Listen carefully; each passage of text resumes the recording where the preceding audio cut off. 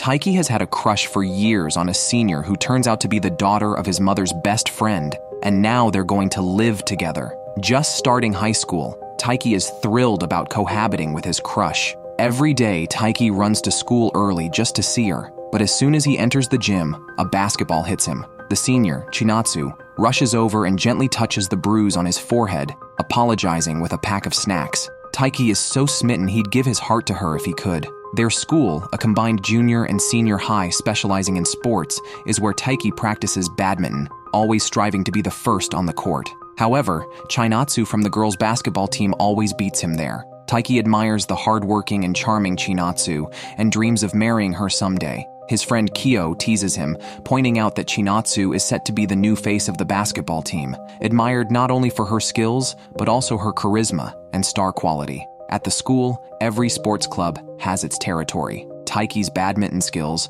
are just average, and he's the newest on the team. He only gets to speak to Chinatsu during morning practice, but remains optimistic. His mom used to be on the school's basketball team, and he believes that without trying, there's no chance of winning. Kyo, feeling sorry for him, advises him to at least make an effort to get Chinatsu to remember his name or get her contact info. When Taiki's friend Hina comes over, they start joking around. Seeing Taiki troubled, Hina eagerly offers advice when he asks what can make a girl happy. Her immediate response: appear confident and reliable, and most importantly, have a fit body. Taiki regrets asking Hina, realizing her advice is a bit too unique. Suddenly he saw the senior ahead of him, softened by the sunset light. She just lightly flipped her hair and captured Taiki's heart. He mustered the courage to speak to her, but was unsure what to say. As she was engrossed in a book, Taiki wanted to ask what she was reading, but hesitated to interrupt her. Suddenly, Chinatsu sneezed. Taiki immediately took off his scarf. In a rush, he handed it to her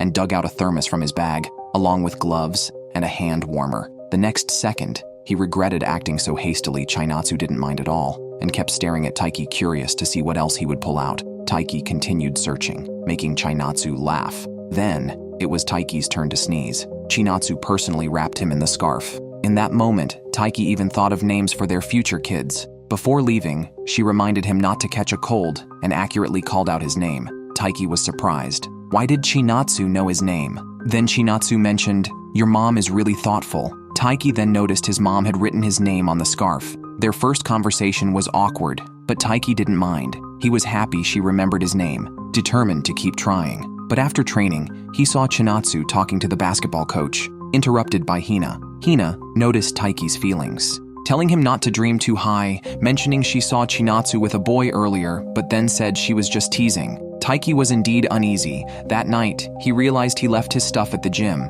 Going back, he found Chinatsu still training alone. She called out Taiki's name again. Unsatisfied with her performance during practice, she wanted to train a bit longer. Seeing Taiki watching her, she passed him the ball, inviting him to play one-on-one. Unfortunately, Taiki lacked the skills and soon collapsed from exhaustion. Still, Chinatsu complimented his agility. Taiki mentioned his mom used to play basketball and would occasionally practice with her. Chinatsu's mom was also in the basketball club. Taiki's eyes lit up. It's fate, he thought. Unfortunately, he had no interest in basketball himself. He never passed the ball when he played before. He realized he wasn't suited for team sports. Badminton was different. Standing alone on the court, all responsibility lay on him. The outcome, good or bad, was his alone. Taiki enjoyed this tension. Chinatsu commented, "So you are a masochist. No wonder he liked to practice so much." But Taiki knew he was no match for his senior. After Chinatsu retired from the middle school club, she resumed training the very next day.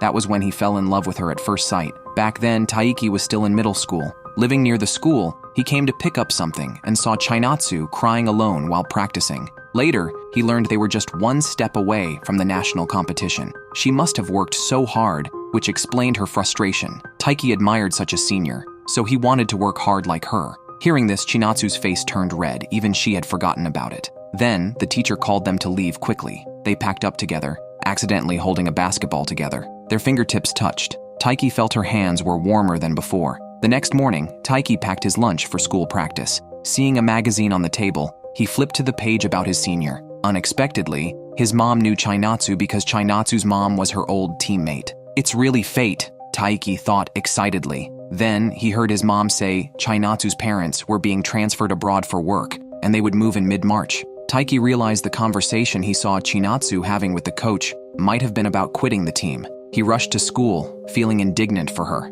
She came earliest every day, trained the hardest and most desperately, and understood frustration better than anyone. Should she just give up? Out of breath, he arrived at the gym. Chinatsu was there, spacing out. Seeing Taiki's confused face, he blurted out, "Senior Chinatsu, please make it to the national competition." He said the senior taught him that one should strive daily if they have a goal and to keep moving forward even if they lose. So he urged not to give up because her parents were going overseas for work. Before he could finish, Chinatsu interrupted him, "I'm not going abroad. Although my parents are working overseas, I've arranged to stay with an acquaintance for a while." This made Taiki feel embarrassed again. Chinatsu quickly explained that Taiki's words the previous night had reminded her of her time in the middle school club and her initial desire to compete in the national competition, as well as what motivated her to persevere. So, the senior sincerely thanked Taiki and invited him for a rematch, suggesting badminton as well. It was the weekend, and Taiki had not yet recovered from his embarrassment to the extent that he dared not meet Senior Chinatsu. But as he went downstairs, he saw her in his family's dining room, causing him great shock. Then both of their mothers came in and informed Taiki that Chinatsu would be living with them starting today. It turned out the acquaintance she mentioned staying with was Taiki's family. Taiki's family welcomed Chinatsu warmly. Taiki was especially smitten. Every move she made tugged at his heartstrings. He thought about enduring this for 2 more years until she graduated, feeling it was as daunting as going directly to the Olympics as a novice. After her bath, Chinatsu called Taiki to bathe. He was too shy to even look at her, but she approached him, offering to read manga together. Taiki quickly lent her the manga. Chinatsu was very open and admitted that although their mothers were close, she had only met them a few times, so suddenly living in their house was nerve-wracking. However, having Taiki, someone familiar, made her feel much more at ease. After saying goodnight to her little junior, she left Taiki feeling guilty. He was overthinking things while she was so straightforward. He couldn't help but imagine her in the bathtub, which was unbearable. Taiki turned his frustration into motivation during training, only to be cautioned by Kyo to make sure no one found out that he and Senior Chinatsu were living together. After all, the senior is the crush of thousands at their school. If they found out, Taiki's life might be in danger. Of course, Taiki is also very lucky to live with the person he likes. Maybe they could really end up together. But Taiki didn't plan to take advantage of the situation because he knew the senior stayed in Japan solely to play basketball. Facing a senior who dedicated so much to basketball, how could he say something like asking her to be with him? Therefore, Taiki set a goal for himself to make it to the national competition this year. If he couldn't achieve that, it would prove he wasn't worthy of her. Although the goal was high, Taiki was optimistic. Kyo had already gone to rest, but he was still looking for someone to continue training with. At night, he would do basic physical exercises at home and constantly push himself. During breaks, he watched training videos others had recorded for him to analyze. Unexpectedly, Chinatsu caught him and insisted on watching them. Chinatsu thought Taiki was already very impressive for being able to chase the ball quickly on the court, but Taiki said he wasn't fast enough. If he couldn't improve his first step, he wouldn't be able to control the landing spot of the ball better. A player shouldn't just chase the ball, they should handle it more effortlessly. What level was this for the national competition? As soon as he said it, Taiki regretted it. He had wanted to achieve some results before telling the senior. However, she didn't despise him for his foolish aspirations. Instead, she ran back to her room and brought him a bracelet she had made herself when she decided to stay in Japan, using it to represent her resolve. Taiki didn't hesitate and took it, then tied it around his ankle. Seeing him tie it so tightly, Chinatsu took the bracelet and helped him tie it herself, cheering him on and showing him the same bracelet she wore around her ankle. Just like that, they had matching couple bracelets as soon as they started living together. Taiki hadn't snapped out of his happiness yet, thinking only of working harder and harder until he wore out the bracelet. But with her doing this, wouldn't it make him like her even more? So, to rid himself of these distractions, Taiki decided that for every stray thought, he would add 30 sit-ups. He didn't rest even during the spring break and was packed and ready to go early in the morning. Chinatsu stood at the door to see Taiki off, making him feel like a newlywed. This caused him to start doing sit-ups frantically as soon as he got to the gym. Hina noticed something was off and asked him if there was something going on with a senior from the basketball team. Taiki couldn't dare tell Hina, who was known to gossip, that he and Chinatsu were living together. He then bumped into the senior, who told him he had left his wallet at home. Taiki loudly and deliberately thanked the senior for finding the wallet, making her think he didn't want others to know they were living together. She replied and left immediately. Taiki, sensing her mood was off, quickly consulted Kyo, the only one who knew. Kyo, a great assist, helped Taiki analyze Chinatsu's feelings, causing him to panic. When the teacher assigned them to move chairs together, Taiki volunteered to help her, but the senior pretended not to know him. Instead, Hina openly started a conversation with her, asking if she had a boyfriend. Chinatsu didn't, and when asked if she wanted one, she said no, as she was too busy with club activities. Taiki wasn't surprised by her response. After moving the chairs, the coach, who had heard the badminton coach praising Taiki, mentioned his improved striking power and physical fitness, hinting he might qualify for the national preliminaries. Taiki wanted to share this joy with the senior, but only saw her walking away. Chinatsu was too concerned about the misunderstanding that she didn't want others to know they were living together. During training, she fell, and Taiki, feeling he wasn't in a position to approach her as they weren't close, followed her silently to the locker room. He took the opportunity, when no one was around, to care for her and apologize, explaining his true feelings. On one hand, he was hesitant to speak about living together with the senior. On the other, she was too popular, and he feared gossip could affect their club activities. That's why Taiki pretended not to know her. Chinatsu didn't expect this to be the reason. She thought Taiki liked that girl from the gymnastics club, especially since he started acting distant around her only after Hina appeared. Moreover, Hina had asked her if she had a boyfriend, which felt like she was probing. Chinatsu thought Taiki didn't want his crush to know they were living together. To avoid arousing Hina's suspicions, she deliberately kept her distance from Taiki and even considered moving out to a low-rent apartment. Taiki didn't realize the senior had thought so much about it, which he found adorable. He couldn't help but laugh heartily and called the senior silly, a scene Hina just happened to witness. The preliminaries were approaching. The badminton club would start its internal selection next week. Taiki's set goals seemed far-fetched. First, to qualify within the team, then to make it to the top 16 in the regional preliminaries, and only the top 2 from there would qualify for the nationals. At least he needed to win against Kengo, the third best in the county, to have a chance. Upon hearing this, Taiki thought, if he could beat Kengo, nationals were within reach. However, it seemed a bit crowded at the club today, mainly because most people were there to see Chinatsu, while the rest were there for Hina. Hina's coach was particularly fond of her, even calling her a girl blessed by the god of rhythmic gymnastics. Their goal was directly to be Japan's #1, especially since Hina had already secured 4th place nationally in middle school, and her father was on the Japanese national gymnastics team. Listening to their conversation, Taiki accidentally stared at Hina and was jokingly asked to pay 2,000 yen as an admission fee. Unfortunately, Taiki treated Hina like a brother, only feeling smitten when he turned to see Chinatsu. After school, Hina caught up with him again. Because Hina was going to a store near Taiki's house today, Taiki suddenly felt uneasy. If Hina saw Chinatsu entering his house, it would be problematic. Chinatsu was still at school practicing, so he wanted to quickly take Hina to the store. However, Hina easily got distracted by various things, like stopping in her tracks at the sight of taiyaki. Taiki tearfully paid for it, but then Hina refused to eat it because it exceeded her calorie limit. She needed to maintain her weight strictly. Even a few hundred grams could affect her performance. To avoid more trouble, Hina chose to endure. Taiki thought Chinatsu was amazing for resisting the taiyaki. It was already a challenge, yet Hina didn't consider it an effort, as she always held herself to strict standards, treating it as the norm. Taiki admired this disciplined side of Hina, and his words made her heart flutter. Still, she thought Taiki was even more impressive, especially since he was brave enough to pursue Chinatsu. As his close friend, she naturally hoped he would succeed. While they were chatting, they both saw Chinatsu and Kengo laughing and walking together.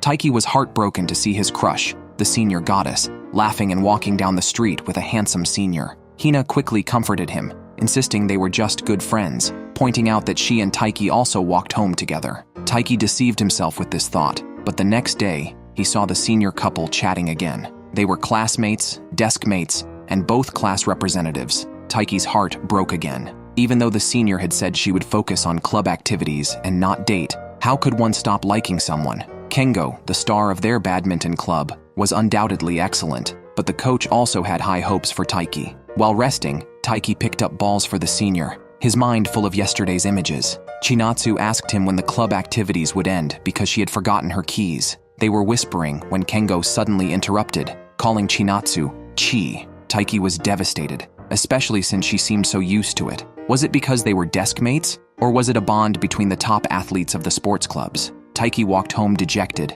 whispering the senior's name at his doorstep, only for Chinatsu to open the door the next second, disgusted with himself. Chinatsu hadn't expected her junior to get home before her. When she left school, the badminton club had just entered the activity room. She asked Taiki if he had run back to avoid getting home first and had waited outside because she anticipated this situation and had even waited a bit in the activity room. Taiki's irritation vanished instantly, realizing the senior had noticed his every move, revitalizing him. He thought of running another lap just to calm his emotions and reevaluate his relationship with the senior. Suddenly, Chinatsu moving into his house made him think they were close, but realistically, he was not at her level. He shouldn't obsess over who she talked to and should focus on the internal selections, moving towards his dreams to one day stand beside her as an equal. Taiki is among the top newcomers, but facing the main players is a different story, especially Kengo, who has never lost a match. However, Taiki has decided not to let whatever relationship Chinatsu and Kengo have affect him.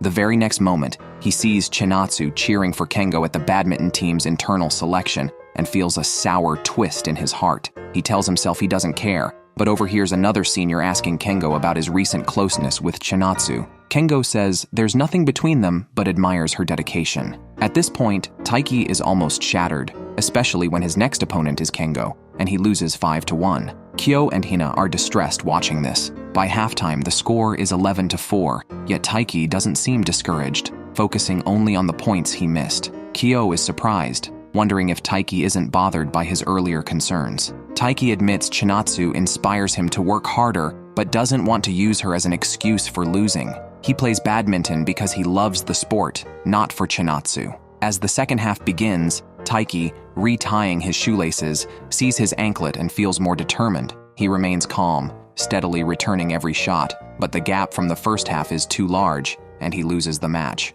Although Taiki is likely to qualify for the preliminaries with his current record, he can't feel happy. Even though he played well in the second half, Kengo controlled the match's pace, leaving Taiki unwilling to accept defeat, unaware that Kengo feels the same. On the way home from school, Taiki reflected on his own shortcomings compared to the seniors. He realized he needed to work harder and gain more experience. Unexpectedly, Chinatsu caught up with him and suggested they go to a special place. She led Taiki to a park where, to his surprise, she pulled out a pair of badminton rackets. She guessed he would want to practice more after their match. Despite not being good at badminton, Chinatsu joined him. As they played and talked, she mentioned that losing the match didn't mean Taiki was weak, especially since he scored more in the second half than Kengo. Still, Taiki felt unsatisfied, attributing the first half's poor performance to a skill gap, which made Chinatsu laugh. Chinatsu had been paying attention to Taiki, aware of the issues the coach pointed out during training, which Taiki diligently practiced during morning sessions. Even after recognizing his skill gap with Kengo, he didn't give up but instead played better in the second half. Taiki was comforted by her words, understanding them better coming from someone he liked. While they were playing, Chinatsu received a message from Taiki's mother asking when she would return home. Taiki noticed a charm with the name Chi on Chinatsu's bag. She explained it was a gift from a classmate, as her classmates called her Chi. This reassured Taiki that the nickname was not exclusive to Kengo. Chinatsu initially wanted to go home with Taiki, but he felt it was inappropriate for them to be seen living together, as it could reflect poorly on her. He suggested she go ahead while he stayed back to practice a little longer. The badminton team's roster was finally announced. Surprisingly, Taiki and senior Kengo were paired for doubles. Kyo thought it awkward to team up with a rival for the national competition. Taiki, on the other hand, was focused on beating Kengo, wondering how he could win in doubles. Before he could finish his thought, Kengo called him for training. During the session, Kengo overheard Taiki mention that he didn't like Chinatsu, which led Kengo to directly ask if Taiki had feelings for her. Despite the pressure, they both got serious about training. However, Taiki couldn't match Kengo's stamina, and Kengo teased him using Chinatsu as motivation, suggesting her future boyfriend would need to be formidable. This spurred Taiki into training intensely for a week, leaving him exhausted. Kengo's rigorous fitness regime was daunting, but Taiki made noticeable improvements. Kyo thought Kengo was genuinely helping Taiki, while Hina speculated that Kengo was showing off to intimidate Taiki. However, Taiki didn't suspect any ulterior motives as their training was equally tough. Kengo's speed and control remained superior. If only Taiki could reach his physical condition, playing would be more enjoyable. His friends teased him about being a masochist for enduring such hard training. Besides physical training, Kengo also gave Taiki valuable advice. Leaving school exhausted, Taiki ran into Kengo and Chinatsu. Kengo introduced Taiki to everyone as his doubles partner, humorously critiquing his skills but affirming that Taiki could become stronger. Now everyone, including the seniors, joked about Taiki's resilience. Chinatsu quietly complimented Taiki on his toughness. Suddenly, Kengo checked his phone, mentioning his girlfriend was looking for him. Shocked, Taiki exclaimed, "What? You have a girlfriend?" It turned out Kengo's girlfriend was from the entertainment industry, and they had just started dating after she confessed to him. Following a time when he almost gave up, Kengo had been teasing Taiki all along, with Chinatsu's help in picking out cosmetics playing a role in his new relationship. Taiki realized that Kengo had just been joking with him. Chinatsu has been living at Taiki's house for a month now. Every morning, Taiki sees the dazzling sight of his goddess. He doesn't even feel like staying in bed anymore. However, because he's been so distracted, he picked up the wrong sports uniform one morning. After lunch, Kyo started asking about Taiki's cohabitation with his senior. Just then, Taiki received a message from his senior. Realizing he had taken Chinatsu's sports uniform, they needed to find a secluded place to exchange it. On the way, they ran into senior Kengo. Feeling guilty, Taiki turned around and declined his training invitation, hurrying off to the multimedia classroom. Unexpectedly, Hina and her friends were there, as the gymnastics team was meeting there today. Just then, another girl bumped into Taiki, knocking the clothes out of his arms, revealing Chinatsu's name on them. Taiki panicked, splashing dirty water on himself to prevent Hina from picking up the clothes,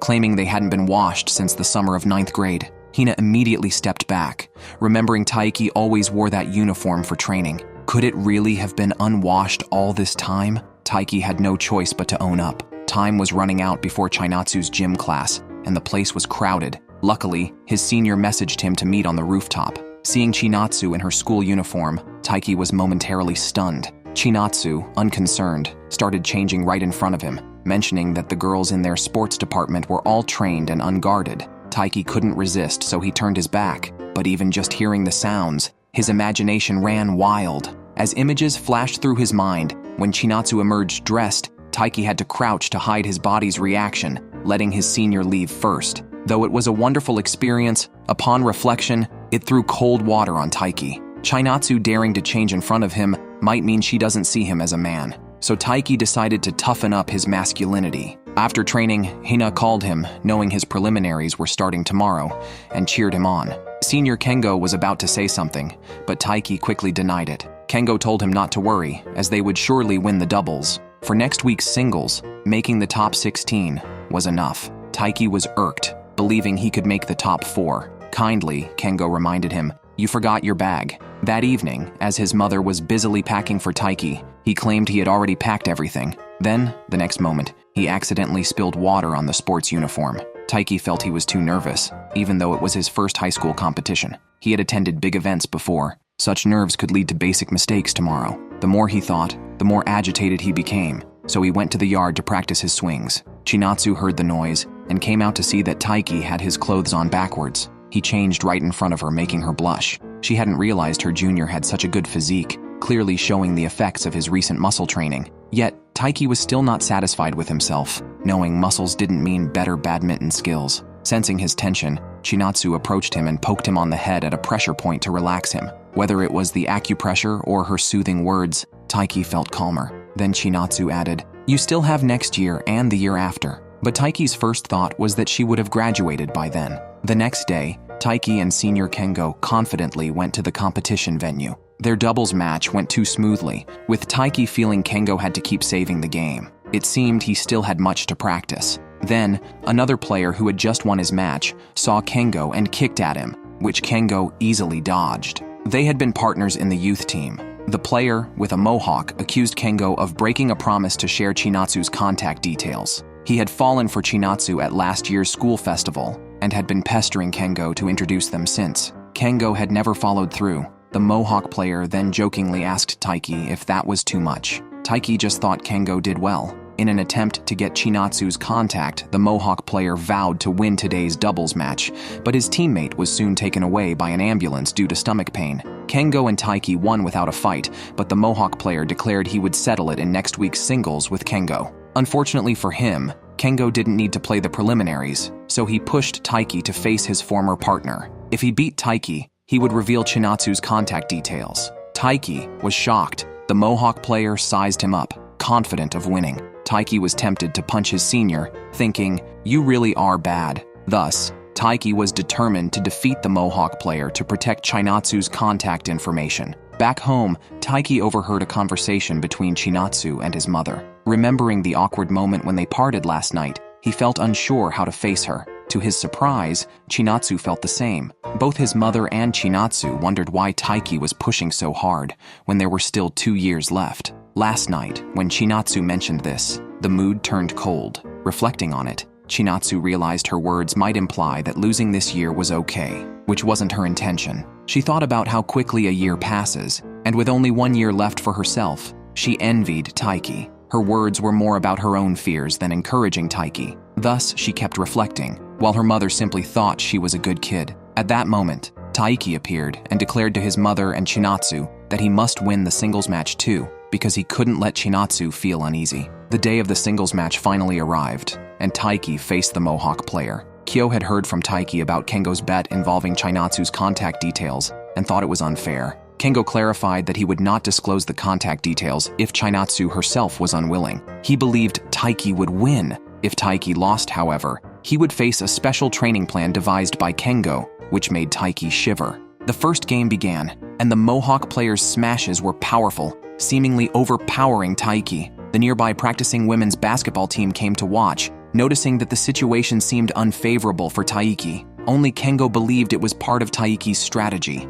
knowing him to be a slow starter who initially focuses on returning the ball to exhaust his opponent, making the opponent run more. Kyo felt reassured and went to prepare for his own activities. Passing by Chinatsu, he asked why she wasn't watching from a closer spot. Just then, Taiki narrowly returned another smash, causing Chinatsu's hands to tremble with nervousness. Kyo then informed her that the match stakes were her contact details. According to Kengo's bet, even if Taiki won, he wouldn't gain any advantage. Therefore, Kyo asked on Taiki's behalf, if Taiki won, Chinatsu should accompany him to the aquarium. Kyo also mentioned that Taiki had been performing well lately, catching balls he previously couldn't, likely motivated by having someone with similar goals around him. Thinking of her energetic and hardworking junior, Chinatsu didn't want Taiki's efforts to go unrewarded. Just then, Taiki scored another point, and Chinatsu's heart raced with excitement. She agreed that if Taiki won, she would go to the aquarium with him.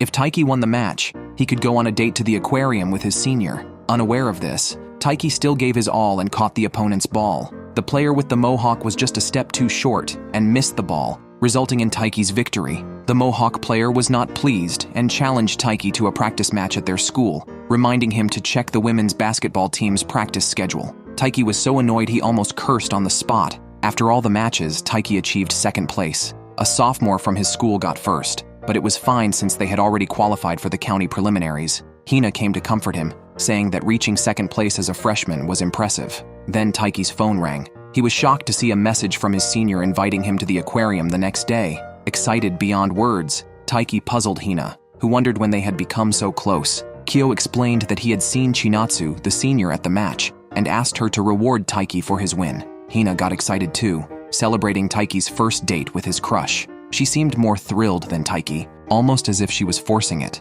She quickly left when someone called her, with her team noticing her unhappy demeanor since she showed no joy for Taiki. That night, Taiki was too excited to go home, and even did push-ups at the door to calm down, which his mother noticed. Once inside, Chinatsu had already returned to her room, and Taiki stayed up late, unable to sleep, looking at a marine life atlas and imagining Chinatsu in a dress. Just thinking about her in a dress made him feel overwhelmed. Hearing noise from her room, he realized she was also awake. Unable to contain his excitement, Taiki overslept the next morning, waking up at 9:30 in a rush and barely considering what to wear. He hurriedly put on a shirt and rushed to the station, dropping his wallet and scrambling to pick up the coins. After seeing him, the senior came over and patted him on the back. She was actually wearing a dress. Taiki almost thanked her aloud, completely captivated. Then, they both went to the aquarium. Chinatsu seemed very excited, a side of her Taiki had never seen before. Watching her play with the fish instantly charmed him. Yet, he was internally conflicted about what the senior might think of their outing together.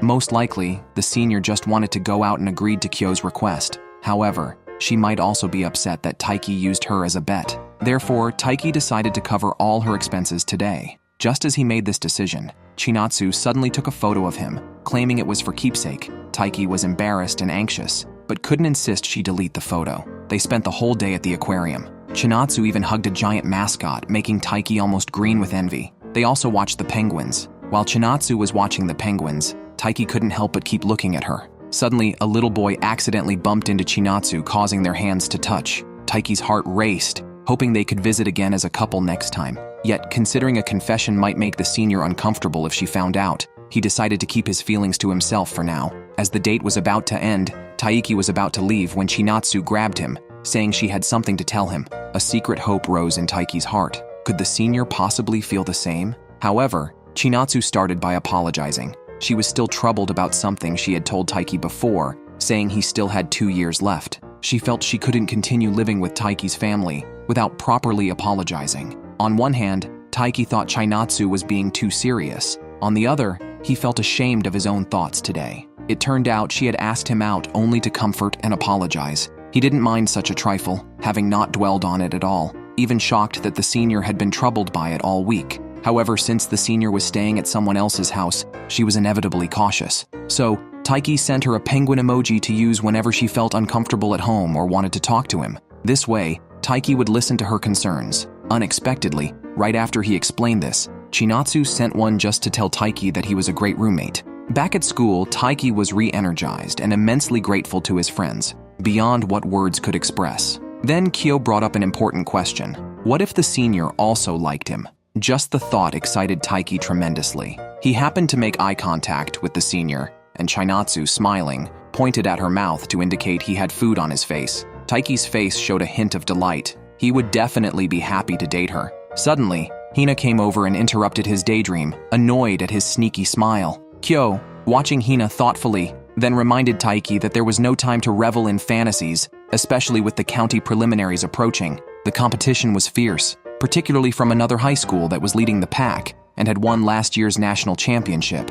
Upon hearing this, Hina cheered Taiki on, confident in her own upcoming gymnastics competition. While they were talking, the artistic gymnastics advisor approached with reporters to interview Hina, who now sported a proud expression. Although Hina was a star in the competitions, to Taiki and Kyo, she was just an ordinary girl. Would that intimidating high school be viewed the same way? Athletes often need orthopedic services. Hina unexpectedly ran into Chinatsu at the orthopedic clinic. Noticing the charms on Chinatsu's bag, Hina felt conflicted but thought she should support her friend. She asked Chinatsu if she knew about the time Taiki sprained his ankle in 8th grade, then started telling the story herself. During a school camping trip, Hina slipped while hiking and Taiki saved her, but he twisted his own ankle, making him unable to practice sports for a week. Hina felt guilty, but Taiki said he should blame his poor reaction and even found a new challenge to work on. With a sigh, Hina remarked that he really was a foolishly passionate badminton player, but helping others was indeed a virtue. After sharing this, Hina felt proud, thinking she had spoken well of Taiki, unaware that Chinatsu had seen through her intentions. Chinatsu realized that this junior might have a crush on Taiki, hesitated to speak, but ultimately remained silent. When they left, it started raining, and Chinatsu lent Hina an umbrella, but accidentally left her phone in the clinic. Hina offered to return it and followed Chinatsu, only to see her entering Taiki's house where he came out to greet her. Their conversation sounded as if they had been living together for a long time. At that moment, Hina was taken aback. My best friend secretly moved in with the girl of my dreams. What does that make me, his childhood friend? Hina was utterly shocked. Why was Chinatsu at Taiki's house? She didn't know what had happened between them. Initially planning to leave and ask at school the next day, she remembered she came to return Chinatsu's phone. She shouted Taiki's name from outside the wall and angrily demanded an explanation. With no more secrets to hide, Chinatsu nodded for Taiki to tell Hina everything. Taiki explained the situation, feeling guilty for keeping it from Hina.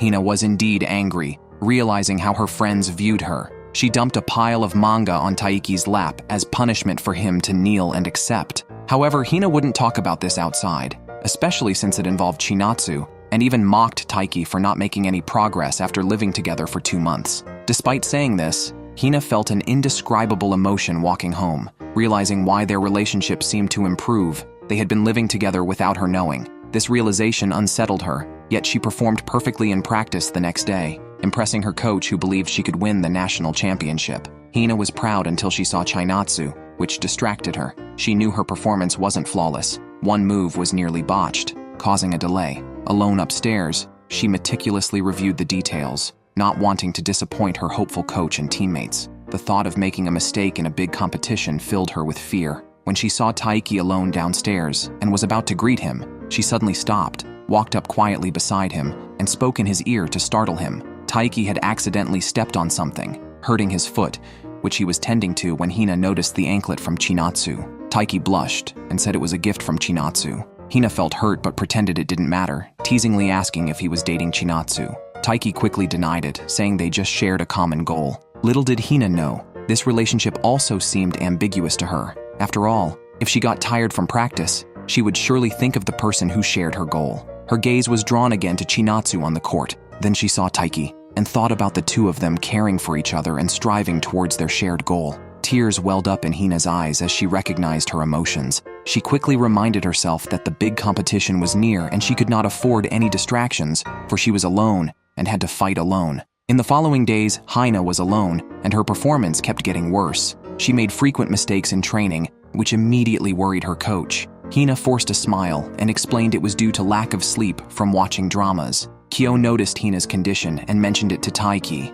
Unexpectedly, when Taiki greeted her, she ignored him. Kyo saw through it all and hinted to Taiki that Hina might be upset with him. In reality, Hina was intentionally distancing herself from Taiki, not wanting to hinder his pursuit of his crush, especially since the two were already living together and might end up together eventually. Hina's teammates thought she was pushing herself too hard and hoped she would rest, but Hina felt she could not afford to rest. While buying a drink, she ran into the head teacher, who praised her excellent performance in an interview and knew the big competition was coming. He encouraged Hina to do her best and not disappoint her father, a member of Japan's national team, and asked when her father could visit the school. After the head teacher left, Hina nearly crumbled under the pressure. She was just a regular high school freshman but had to carry so many expectations. She wished she could joke and chat casually with Taiki, who always charged forward recklessly. But when she entered the sports center and saw Taiki, at this vulnerable moment, Hina finally recognized her own feelings, yet turned and fled because she knew she had to strive alone.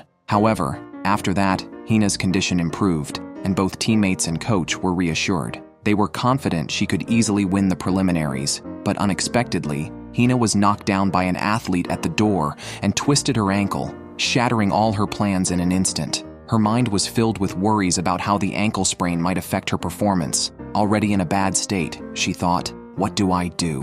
What do I do?" Hina couldn't think straight anymore. Just then, Taiki knelt in front of her, insisting they go to the medical room first. Taiki was about to help her up, but Hina refused, concerned about being seen by her senior, Chinatsu.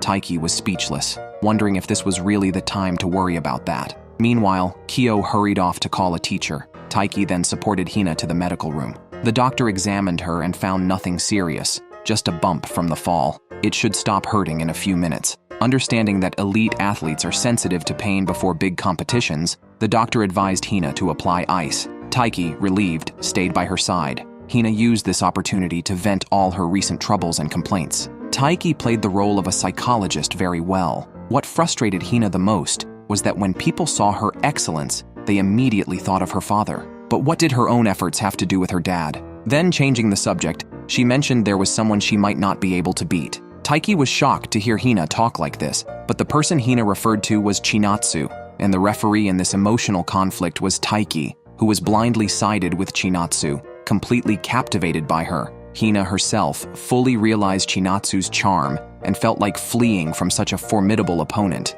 Unfortunately, Taiki didn't understand her implied meaning and felt that with Hina's character, she would never run away. Her pride wouldn't allow it. This assumption of Taiki's made Hina even more determined not to give up. How could she walk away? Moreover, Taiki had a point. How could she retreat without a fight? After applying a cold compress for a while, Hina's foot stopped hurting. On their way back, she shyly asked Taiki to cheer for her. Although somewhat puzzled, Taiki immediately responded with an earnest, "You can do it," bringing a bright smile back to Hina's face. She then successfully won first place in the county preliminaries and no longer avoided Taiki. Instead, she deliberately showcased her charm. Kyo, standing by, smiled silently and turned his attention to senior Chinatsu, waiting to see her next move. Lately, with the increase in training, Taiki has been going to bed earlier. One day, while going upstairs, he ran into Chinatsu. She had seen Hina at the orthopedic clinic that day and was impressed by the younger girl, who had won first place in the county competition as a freshman.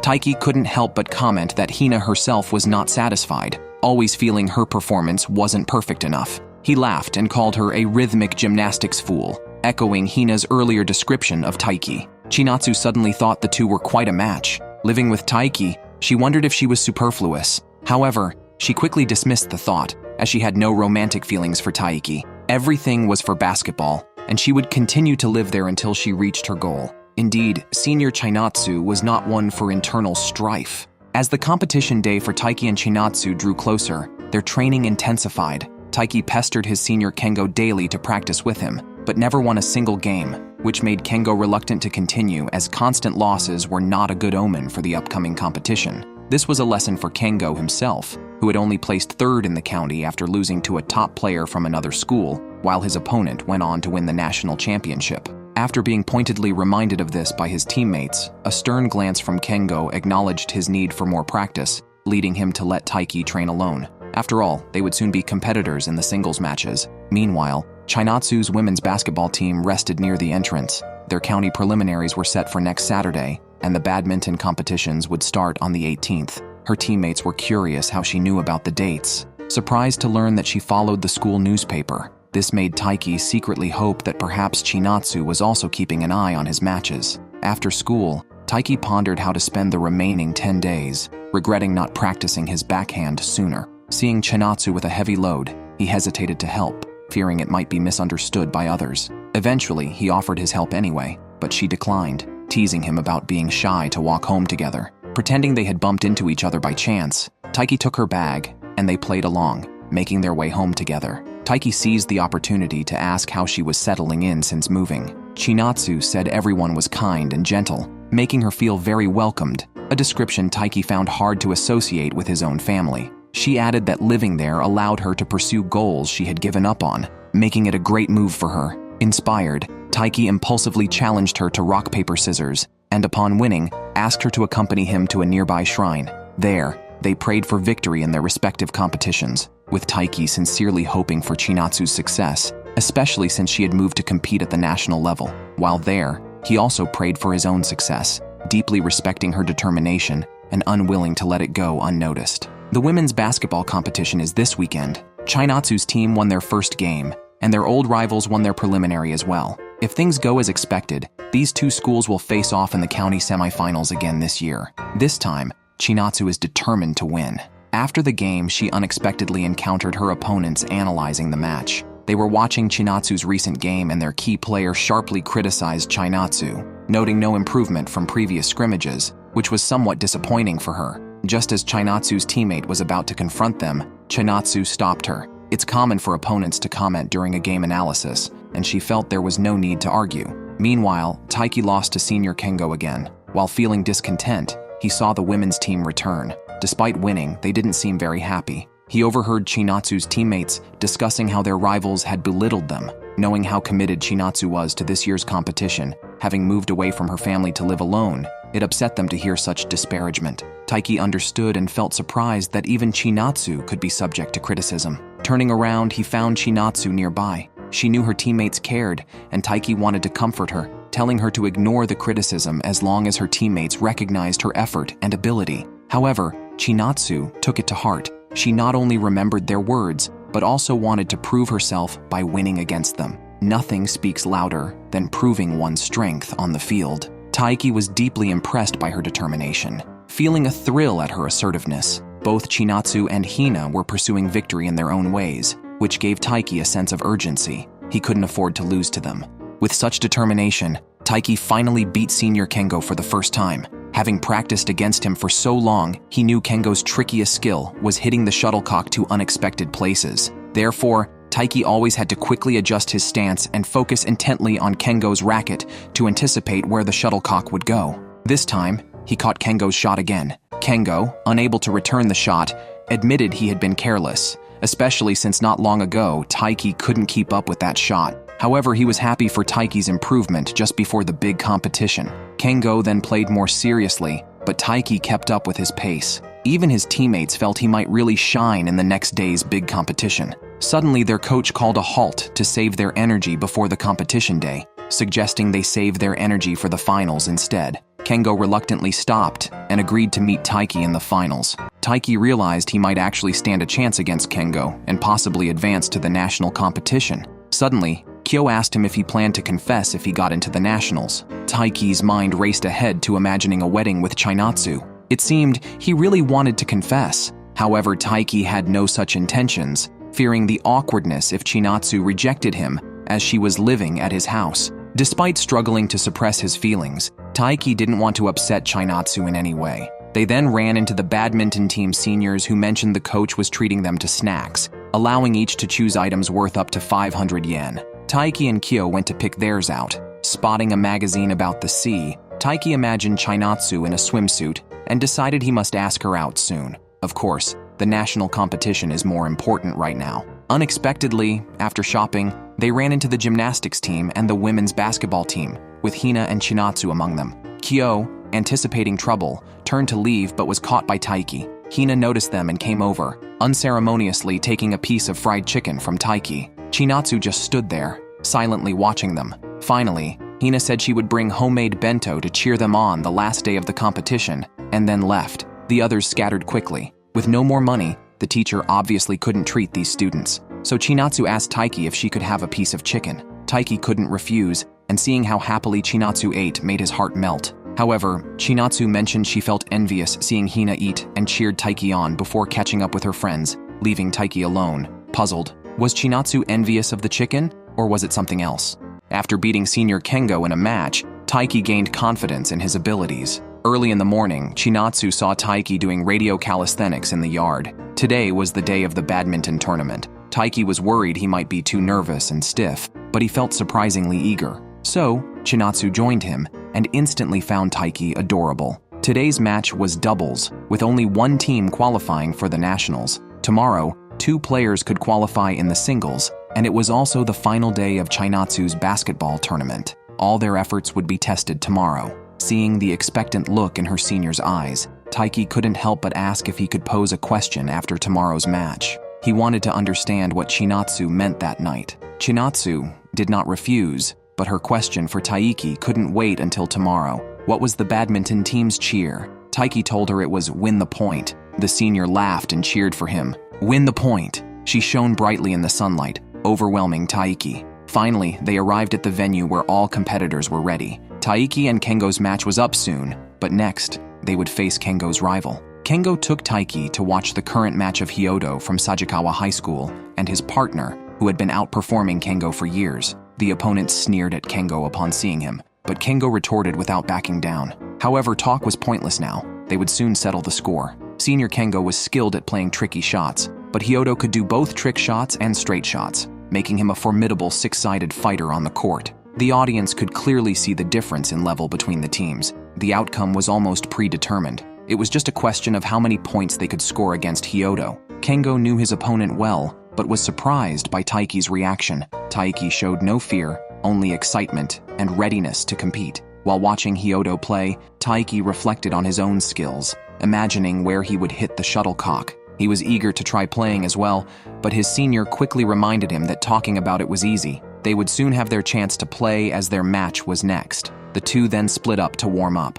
Just after leaving the restroom, Taiki noticed someone resting on a chair with a wallet fallen on the ground and pointed it out to them. After Taiki left, the person on the chair, touched by his kindness, thought to himself that while Taiki was a good person, good people aren't necessarily suited for badminton. The jacket on the chair slipped off, revealing a Sajikawa team uniform, indicating that this person, Yusa, was on the same team as Hyodo. As everyone anxiously awaited their matches, Yusa alternated between sleeping and playing with a skipping rope, until he was called to watch the seniors' match. At that moment, Hyodo's team was playing against Kengo's team, with Kengo and Taiki trailing by nearly double the points. However, Yusa mentioned they weren't playing poorly, only lacking a decisive winning shot. Despite Hyodo's aggressive play, Kengo managed well, and Taiki, a freshman, put up a strong fight. The pair coordinated quite well, but their opponents were tough. Taiki's spike went over, but Hyodo failed to receive it, though the shuttlecock landed out of bounds.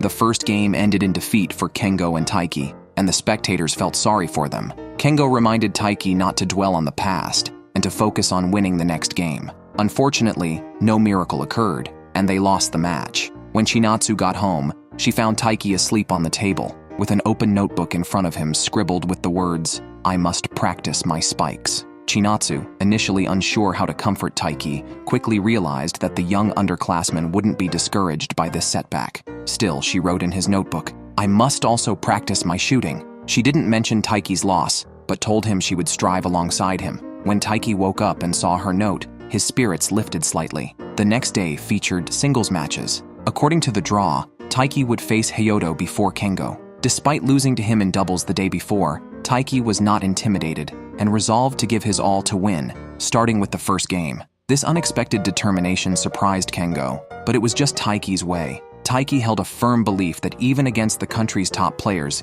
he would persist and fight to the end. He knew Chinatsu, competing elsewhere, felt the same.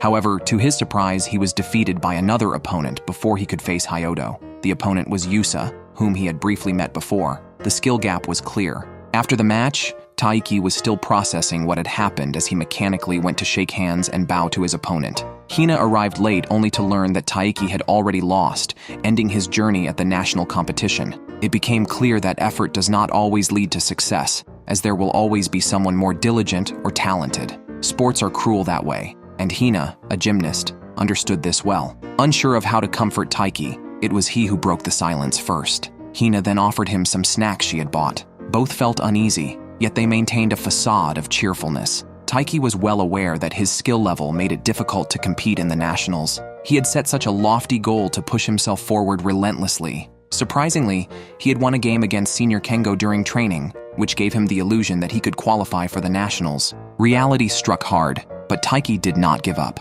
On the other side, the match between Hayoto and Kengo was fiercely contested. After resting, Taiki went to cheer for Senior Kengo. Unfortunately, Kengo didn't win, and Hayoto remained the county champion. Reality can be harsh, seeming like an insurmountable mountain lies before everyone. However, Kengo still secured second place, a position he had achieved several times before. Taiki didn't return with the seniors. He left early, reminding himself not to get disheartened and to take action immediately. He resolved to do better next year. Being only a freshman, he still had 2 more opportunities. Even without senior Chinatsu, he couldn't stop moving forward. Upon arriving home, he heard laughter and joy from the living room. It appeared Chinatsu had a successful day and had qualified for the national competition. The recently disheartened Taiki instantly felt happy for his senior, admiring her ability to achieve what she set out to do. Yet, he reflected on his own shortcomings, realizing he hadn't managed to accomplish his goals. As soon as Taiki got home, he learned that his senior had made it to the national competition. His sense of loss from being eliminated was instantly replaced by happiness for his senior. However, this made him even more determined, causing him to run back out immediately. Yet, he didn't spend even a day mourning his competition loss. Next up were the final exams. These were much harder than playing badminton. Taiki was still holding a math book on his way to the club, as there was simply no time to study at home. Unexpectedly, he ran into Hina, who was also half dead, holding an English book. Seeing someone else in the same boat, Taiki instantly felt relieved. They bickered as they walked to the gym, where they saw the women's basketball team training. After all, they had made it to the national competition. Chinatsu, the senior, shone brilliantly among them, prompting Taiki to put down his book and immediately start club activities. However, his friends Hina and Kyo could see his disappointment. The sense of loss from being eliminated was not easy to overcome, especially seeing Chinatsu advance to the nationals, likely making it even harder for him. Kyo told Hina that Taiki hadn't been interacting much with Chinatsu lately due to different schedules for exams and club activities. Nevertheless, Hina wasn't happy about this. She was just worried about Taiki's condition. Luckily, a senior member of the badminton team, Kengo, also made it to the nationals, preventing Sajikawa from monopolizing the spots. As the preliminaries came to an end, the coach asked the team members to write their goals on the wall to motivate themselves. Kyo wrote, "Resolute and decisive." Senior Nishida wrote, "Make it to the nationals," and Senior Kengo aimed for national champion. Surprisingly, Taiki only wrote, "Improve smash accuracy," without mentioning reaching the nationals. Chinatsu noticed this and found it somewhat odd. Days passed, and the finals approached. Taiki and his friends studied even as they walked, not neglecting club activities. One evening, while studying, Taiki suddenly sneezed and thought about resting. Just then, he realized it was late, and his senior was still not back, making him hesitant to go downstairs and face her. The final exams finally ended, and the badminton team suggested celebrating at a family restaurant. Taiki, feeling his cold worsening, declined. Once home, he collapsed into bed and couldn't get up, alone in the house. In such moments, Bad memories often resurfaced. Taiki's mind was filled with scenes of his recent loss in the match. He had been busy preparing for exams, suppressing his emotions, which all burst out after the exams, leaving him physically and mentally exhausted. However, he suddenly remembered Chinatsu's smiling face. Recalling their recent times together made him feel even more unsettled and unworthy. Just then, he heard Chinatsu's voice denying his thoughts. She turned on the light and touched Taiki's forehead, confirming he had a fever. Seeing her, Taiki's eyes lit up, but then he realized the risk of contagion and quickly backed away. Chinatsu told him to stop being overly sensitive and to rest properly. She then went to the kitchen and made him a bowl of steaming udon noodles. The thought of eating udon, made by Chinatsu, excited Taiki, but his blocked nose prevented him from tasting anything.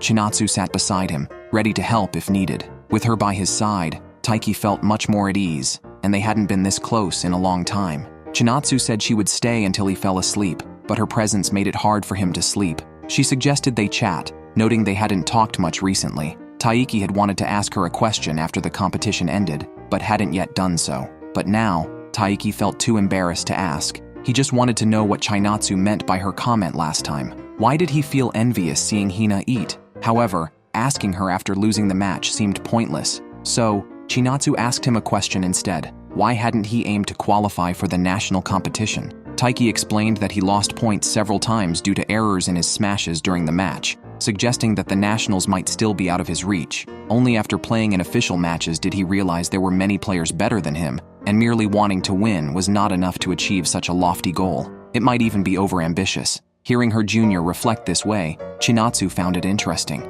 To harbor grand ambitions yet realistically assess one's current abilities was admirable. She thought highly of him. Chinatsu herself had also wondered if she was being overambitious or might not meet her goals. Such thoughts would transform into pressure, overwhelming her at times, even making her consider giving up for the sake of ease. Yet, she could never let go, always keeping the national competition in mind, which motivated her to be the first to train every morning. She didn't let the magnitude of her goals intimidate her. Instead, she turned her self-doubt into a driving force for effort. That was enough for her. The more Taiki listened, the more he admired such a cool senior, and he liked her even more for it. So he decided to add another line on paper tomorrow. Although he didn't specify, Chinatsu instantly understood his meaning. She lightly joked to ease the mood and prepared to tuck Taiki into bed. Taiki didn't want to trouble her, but as soon as he tried to get out of bed, his legs gave way. Chinatsu quickly stepped forward to support him, and they both ended up falling onto the bed in an all-too-familiar position.